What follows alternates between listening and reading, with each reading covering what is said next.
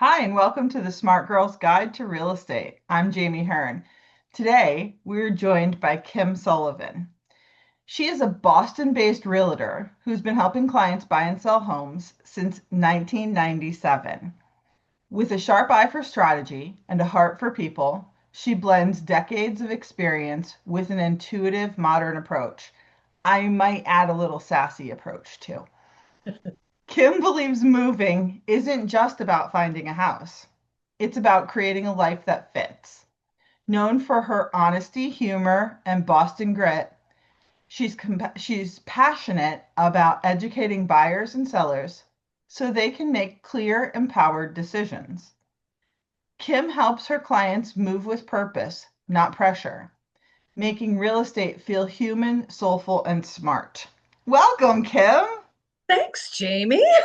I mean, you not admitting that there's a little edgy sass in there, just, I wanted everybody to be I forewarned. know. Okay, I can appreciate that. And when I love to work by referral.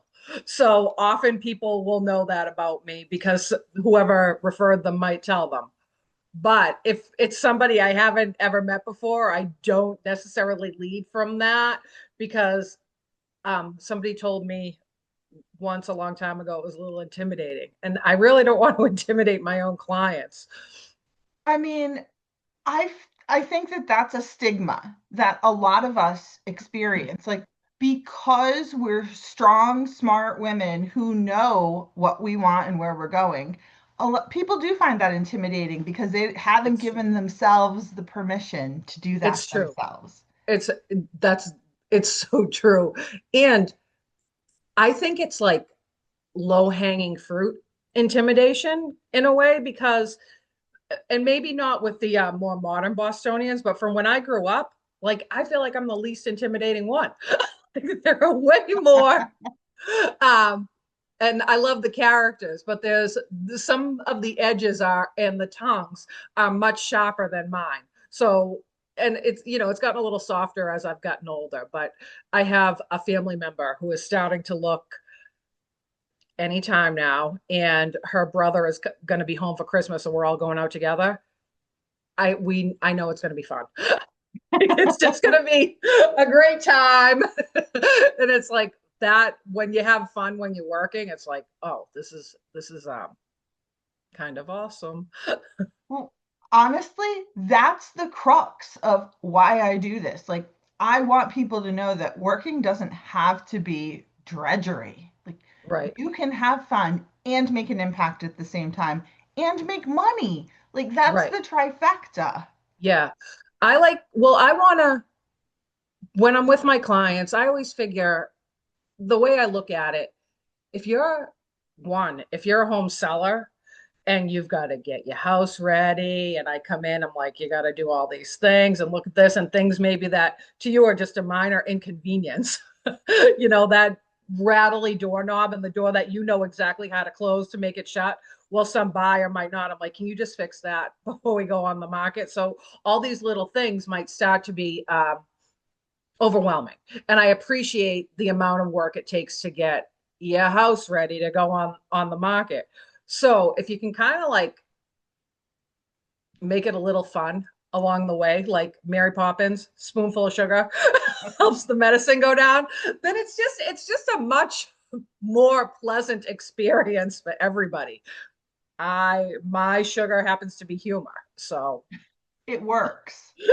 it works for me. How did you decide to become a realtor? I mean, I know you pretty well, and I don't even know this story. Oh, it's fun. This is a fun story. It was an accident. So I Emma was a baby, and I was working like part-time doing a little things here and there, but I knew I wanted to work. People can feel how they want about this, but I was not a stay-at-home kind of mom, I was especially when the she was same, going to be in so I school. understand. I wanted to do something else with my head. Um, and my sister at that time was working. It used to be mailboxes, etc. Now it's like the UPS store or the FedEx store. And there was a realtor who would come in and, that you could give them small job, be like, here's my mailing, can you stamp it and get it out in the mail, when we used primarily mail in the 90s. And she said to my sister, I like the way you work. Do you know anybody like you that needs a job? And she said, I do, my sister. So then she said, can I give her, can you call her? Or I forget exactly how it happened, but we went out, and this woman ended up being a mentor and like a family member for the next 20 years of my life. And so she hired me. So I started out as an assistant, and I was doing stuff like that, like stuffing envelopes. And then she said, do you want to get your license? I said, yeah, okay. And she said, okay, go do the education and I'll pay for it. And I said, thanks, okay. And then she said, okay, go take the test. And I did. And then I was like, oh, look. But I could start to do more things. But I worked side by side with her every day. And so she taught me exactly how she did things. And she worked from a very high level of integrity. But she also was a Bostonian who used humor. She was a no holds barred kind of woman. And she would tell you how it was. So I felt at home. I felt very at home. And we were at a big office at that time, and she wanted to go out on her own. And she said, if I start my own office, will you come with me? I said, where else would I go? So we started a boutique company that was called Pathway Home Realty Group. And if you are local in Boston, everyone knew Judy Moses. And she was actually killed by a drunk driver in 2018. Oh And no. yeah, and so that was like pretty bad. Yeah, right. That was pretty Devastating, bad. I'm sure. And we there were a couple of us in the office, and we kept it going for some time. And then I got to a point where one day I realized I would get to work to the office in the morning, and I would sit outside my car and not want to go in for like 20 minutes. And then finally one day I was like, what am I doing? Like I literally can't even make myself go in there. And so that day I went in and I said, well, that's it. We have to figure this out. And I told the other women, I said, if you want to continue at this office, I'll go to bat with her husband, who was also a friend because I had known him for so long. And I said, or this is where I'm going, and you can come with me. And I promise it's a great office. I wouldn't waste your time, but I recommend you go and talk to these guys. And that's how I ended up at Insight Realty Group, which, one, love the name, but two, the two guys who own that were our friends back at the big office 20 years ago. Oh, So they went and did their thing, and then we went and did our thing. And they also were people who I knew worked really hard and had a lot of integrity and cared about what they did. And it felt like a very natural transition for me, even though there was all that other stuff going on. yeah. Um, so that's how I ended up over there. But that was the whole story of my real estate beginning. I like I that. got a And I referral, love that it was another woman that set you on that path. right? Yeah. Yeah. And she was she didn't have any kids of her own. So in some way, like we had this undefinable relationship because it was employer employee. There was partnership, there was friendship, but she was 20 years older than me, so it was a little bit maternal too, but it really defied classification. Um, yeah, but she was something else. Well, I love that. It doesn't need a label. Like, No, it is no, what it it did is, not and leave I a bet label. she was a little intimidating. And you know what? It was so funny because she was this little lady. She was tiny, but she was mighty. And anyone who knows you would tell her, would say that about her. I love that. Yeah, it was great. I mean, anyone who hears like I'm leaving practicing law to go into real estate, they think I'm becoming a real estate salesperson. And I thought it was really important to have a conversation with a real estate salesperson because what you do on the day to day is so vastly different than what I do as an investor on the day to day. But there's some overlap, and lends to some really interesting conversations like, oh my God, you should have seen this time that we went into a house and there was an iguana loose. Like, I've there's so many stories like that. Um, I've had houses with reptiles where, okay, so when I'm closer in Boston, everything, there's always another agent. It's a company showing. So there's always another agent there. But as I get out into some of the other towns, sometimes it's a lockbox. So you make your appointment, you get your appointment confirmed, and you go with your clients.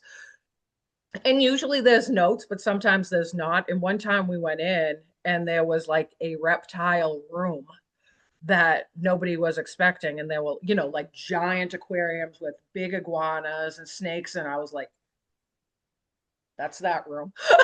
I'm not really going to go in there.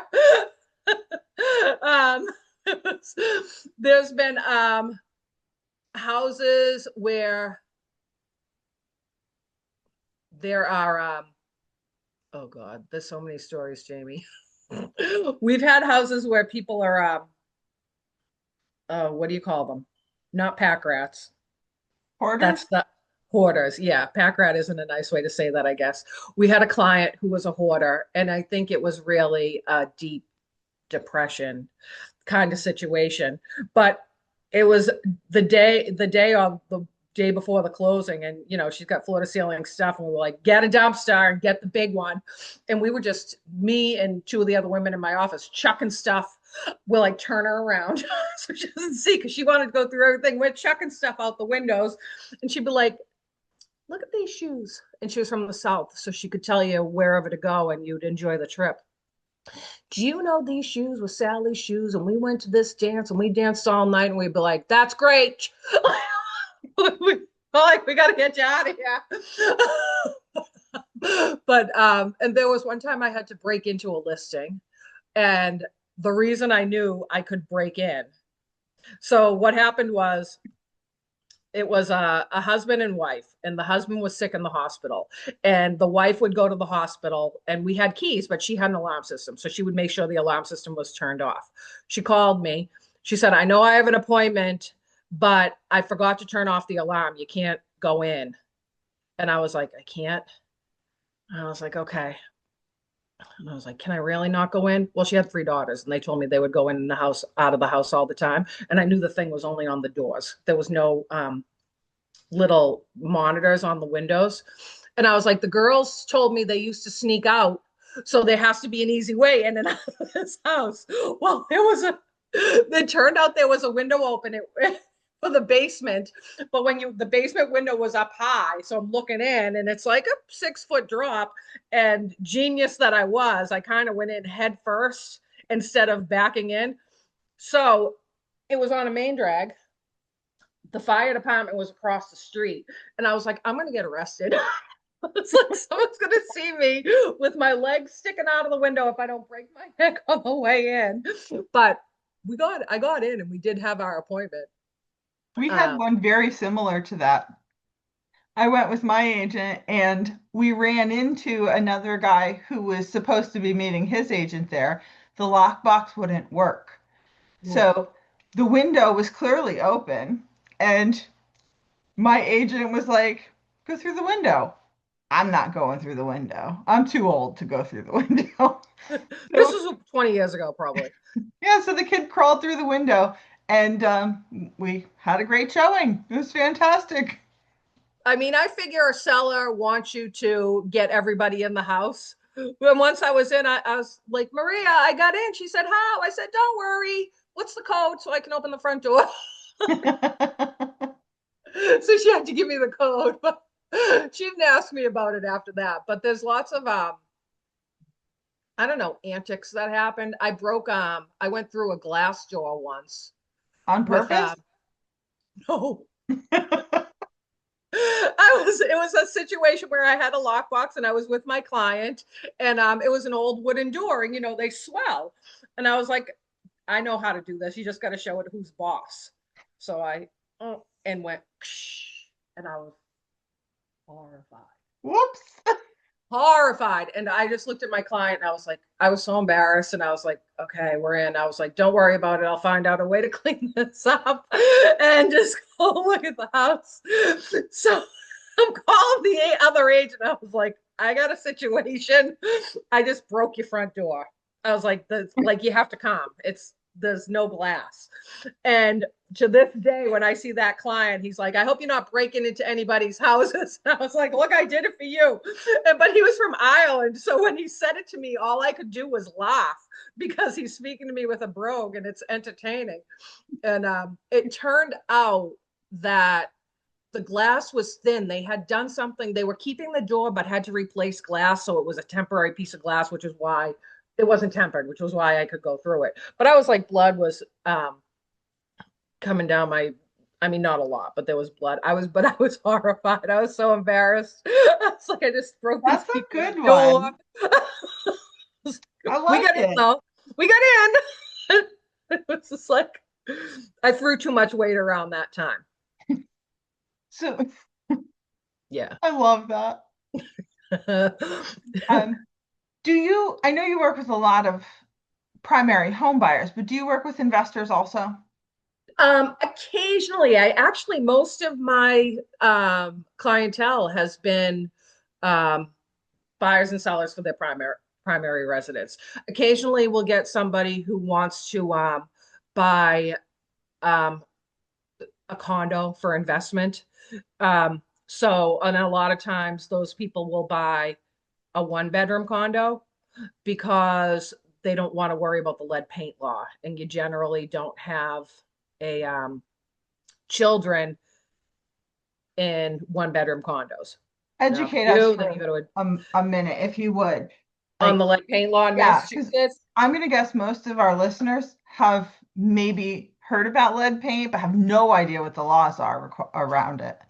So the law is that if there are children under, if the house is built before 1978 and there are children under, oh, is it 6 or 7, then you have to de-lead because that's when you see the amount of lead it takes to harm a child. It's it's such a tiny amount of lead.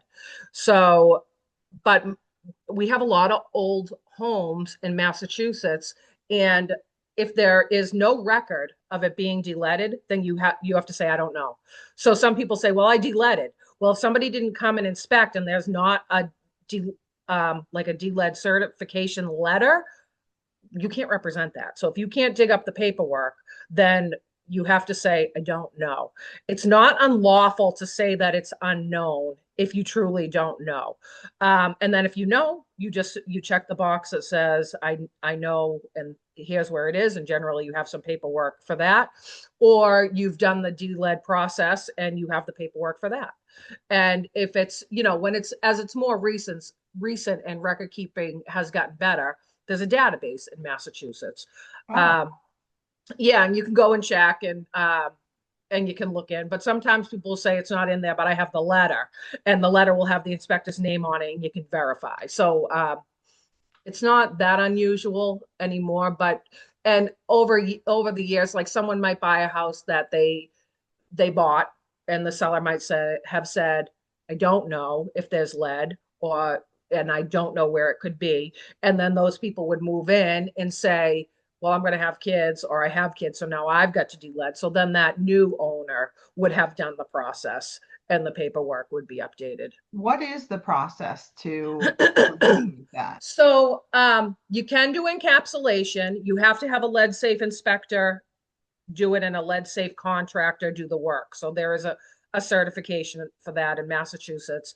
The biggest concerns are old windows. Opening and closing the old windows creates the lead dust, and then little kids might climb up and put their hands in it and then put their hands in their mouth, or opening and closing old doors, that might have lead paint. So the contractors they'll come and inspect and find out where the lead is, and then they will make a plan to do the work. And they'll either um, the most recent ones I've done, they did encapsulation, and that's satisfactory. um, we had one when was it, that house?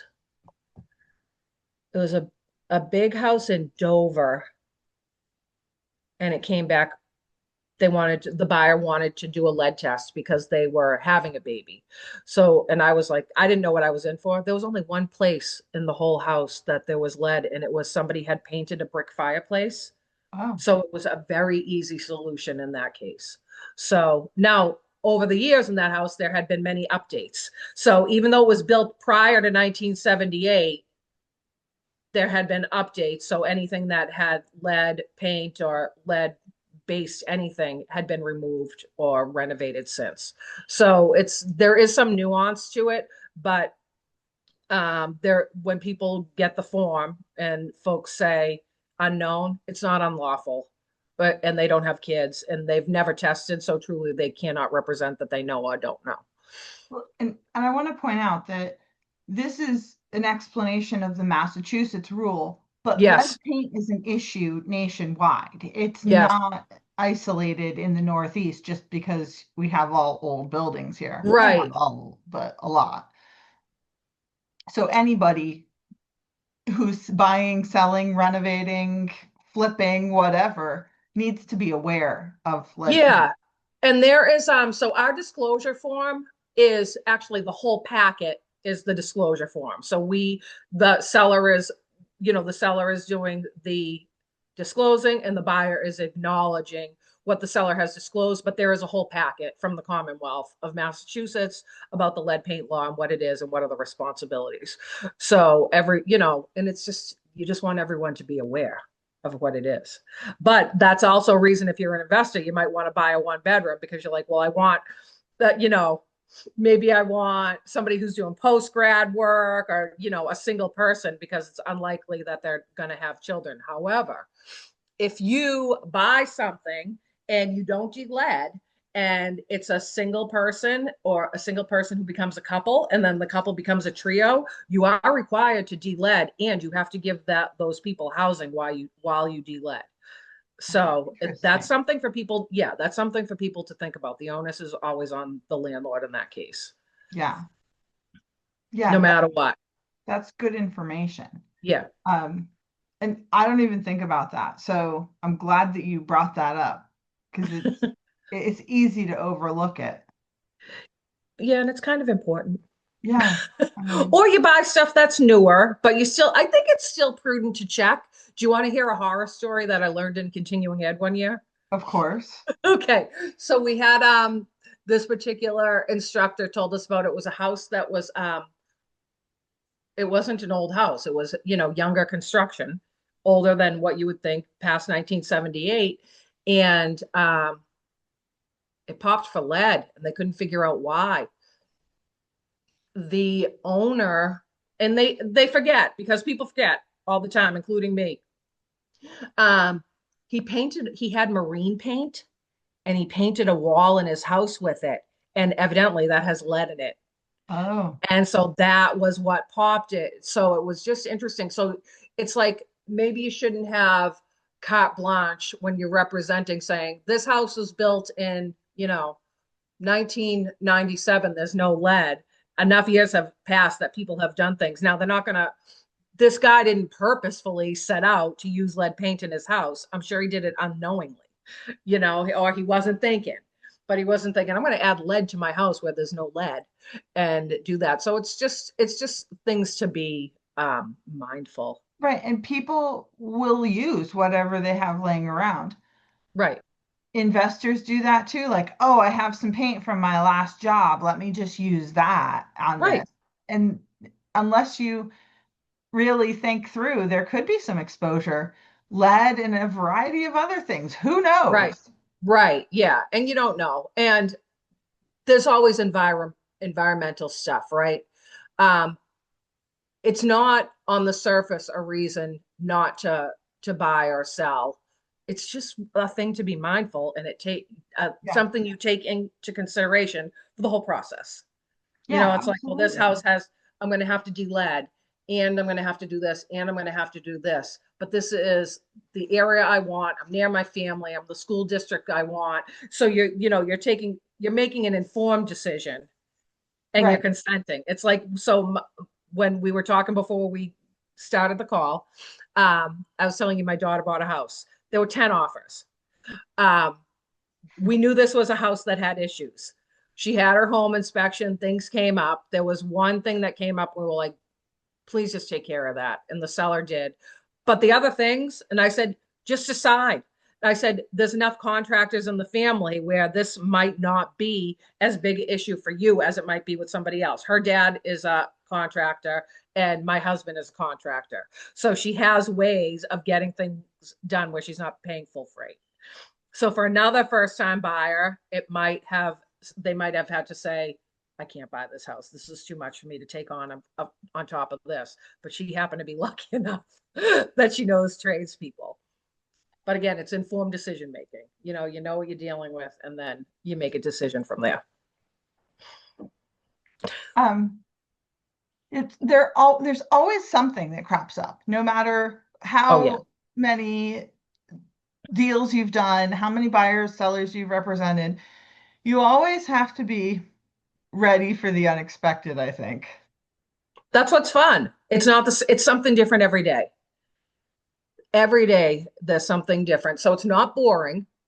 Um, and also you always learn something. Yeah, Even if you wanted to be like, God, please let me just have a boring, ignorant day today. Something will come up and you'll get a lesson and something that you can put in your toolbox if you want it or not. But I think that is what makes the realtor community. That's what I like about us. We're quick thinking. We have a lot of experience. We're creative thinkers. We're pulling from something else that happened years ago, and we're talking to each other. So yeah, even though we're competitive, we are also collaborative. We're like, hey, remember that house you had that this had? What did you do? How did you handle that? So it's like we're all on the playground together, even if we're on opposite teams, we're still playing together I in love some that. way. Yeah, it's cool. Have you seen an impact in the Boston market where homeowners are having a harder time acquiring properties because of institutional investors like hedge funds and things buying up inventory? So people love to ask me that question. I haven't run across it in great numbers. Now, we don't have, Boston's a small city. It's a big little city or a little big city. Yeah, So we have less inventory because of that already, just because we have a smaller space. And we have a lot of people who come, we have universities, hospitals, industry. So you get a lot of people who resident occupants. So, and I personally haven't run into it. Occasionally, I see in overseas investors because people overseas love to invest in American real estate. It's a pretty safe place to park your money long term.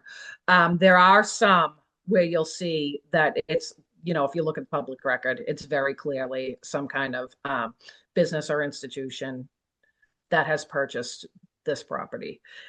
I'm seeing Uh, it in other assets, not specifically single family residences, but mobile home parks yeah. and Oh multifamily. yeah. I'm seeing that become more present. It's I don't no one in any legislation asked me my opinion on this, but I'm going to tell you.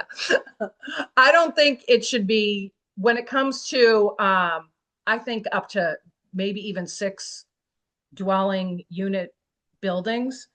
I think those should be for, you know, regular people or somebody who wants to invest in real estate and grow their portfolio, and maybe they're using an LLC. But in terms of large corporations buying single family homes or condos, I don't really think that's cool. I don't think there we should have that in that way.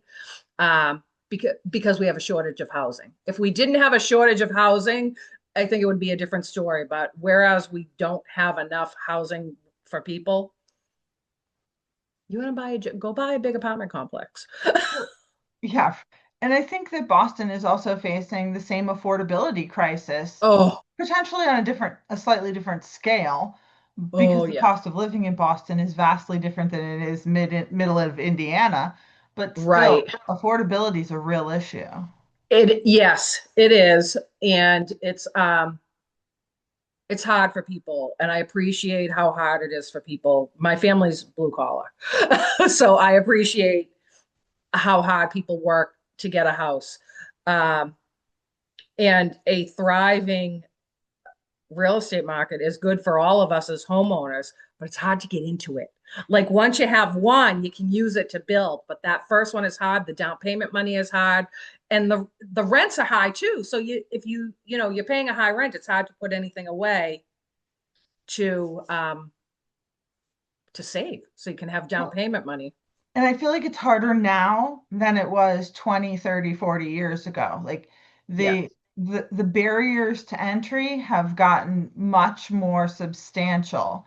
And the cost of living overall is so much that kids, I call them kids because, right, there are children buying right. in the market today. It's hard to come up with 20% down, or and some of these lesser programs where you can come in with 3 or 5% down are expensive. Yeah. um it's